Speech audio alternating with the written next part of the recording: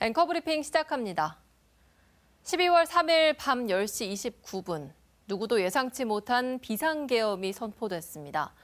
윤석열 대통령은 긴급 담화를 통해 종북 세력을 척결하고 자유헌정 질서를 지키기 위해 비상계엄을 선포한다고 밝혔습니다. 비상계엄 선포는 1979년 이후 45년 만이며 1987년 민주화 이후로는 처음 있는 일입니다. 비상계엄 선포 직후 계엄군 10여 명이 중앙선거관리위원회 과천청사에 진입해 야간 당직자 등 5명의 휴대전화를 압수하고 선관위 서버를 촬영했습니다. 비상계엄 선포 1시간 만에 계엄사령부가 설치됐고 계엄사령관에 임명된 박안수 육군참모총장은 계엄사령부 포고령 제1호를 발표했습니다.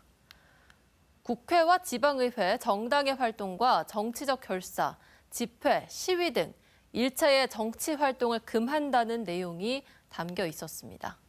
특히 4일 자정이 지나 계엄군이 국회에 진입하면서 위기감은 고조됐습니다. 경찰 통제로 국회 진입이 불가능해지자 일부 국회의원은 국회 담을 넘기도 했습니다.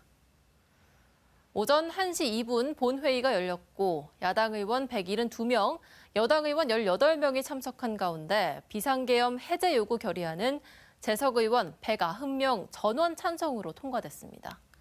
계엄은 6시간여 만에 끝났지만 그 뒤에도 대한민국은 요동쳤습니다. 12월 7일 국민의힘은 탄핵 반대를 당론으로 정하고 표결에 불참했는데요. 안철수, 김예지, 김상욱 의원 3명은 표결에 참여했지만 국민의힘은 탄핵 트라우마, 질서 있는 퇴진 등을 운운했습니다. 결국 의결 정족수 부족으로 첫 번째 탄핵 소추안 투표는 성립되지 못했습니다. 이후 탄핵 투표와 가결을 이끈 원동력은 전국 각지에서 모여든 시민들이었습니다. 국회가 또다시 민심을 외면하는 일이 없도록 거대한 목소리를 냈습니다. 여당이 내란의 공범이 됐다는 국민들의 분노가 거세지자 하나둘 탄핵에 찬성한다는 의원들이 늘어났고 마침내 의결 정족수가 채워졌습니다. 12월 14일 윤석열 대통령에 대한 두 번째 탄핵 소추안은 국회에서 가결됐습니다. 국회는 재석 300명 중 찬성 204명, 반대 85명, 기권 3명, 무효 8명으로 윤 대통령 탄핵안을 통과시켰고 비상계엄 11일 만에 윤 대통령의 직무는 정지됐습니다. 현직 대통령에 대한 탄핵 소추는 2016년 박근혜 전 대통령 탄핵안 가결 이후 8년 만의 일입니다. 8년 전 국정농단 특검의 수사팀장이었던 윤석열 대통령, 이제는 자신이 내란죄 피의자로 박 전 대통령과 마찬가지로 탄핵의 문 앞에 서게 된 셈입니다.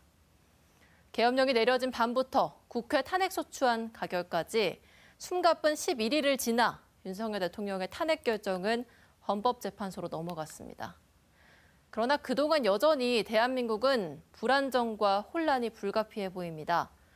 윤석열 정권의 운명과 조기 대선 여부는 물론이고 빠른 전국 안정까지 지금부터 최장 180일의 헌재의 시간에 이목이 쏠릴 수밖에 없습니다.